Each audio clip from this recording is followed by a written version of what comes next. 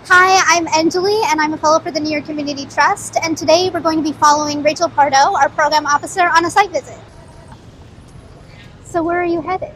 So today we are going to the Ram Bam Health Clinic in Midwood. It is a federally qualified health center which provides community care. And last year we supported it to open up a vision clinic. So we're today going to check out how the clinic's going and talk with the staff there. Which borough do you call home? I live in Queens. What inspired you to become a program officer?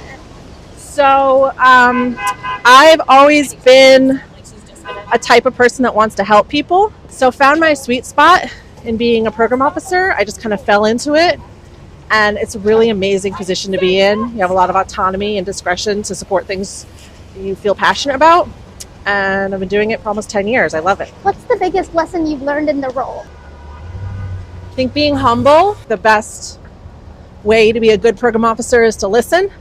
So I've really had to practice that and take a step back and make sure that the community and the experts are the ones that are leading the discussion. What's one thing that makes a nonprofit strong? Having a vision and being able to pivot, because the world is ever changing, and that means nonprofits have to ever change. What issue do you think we should be paying more attention to in New York City? The needs of the disability community. So we do a lot of work at the Trust, try to make the city more accessible, both trains, work, school systems. The city is so inaccessible. They're being pushed out of our vision as New Yorkers. What's a nonprofit working on this issue? There are a few. One is Sydney, the Center for Independence of the Disabled, New York. There's also disability rights advocates. What's one underrated thing in New York City that you wish more people knew about?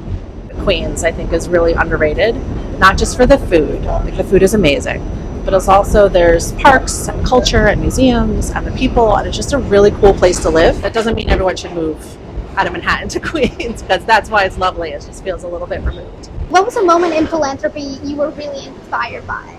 COVID. It was a really, really tough a couple years for the city, and we all came together, and that's the beauty of New York City. Everyone just comes together and tries to help. We got a lot of nonprofits and foundations and people who wanted to help together to really make a difference, and I think that was really inspiring to see it happen in real time. What's your favorite thing about fall in New York?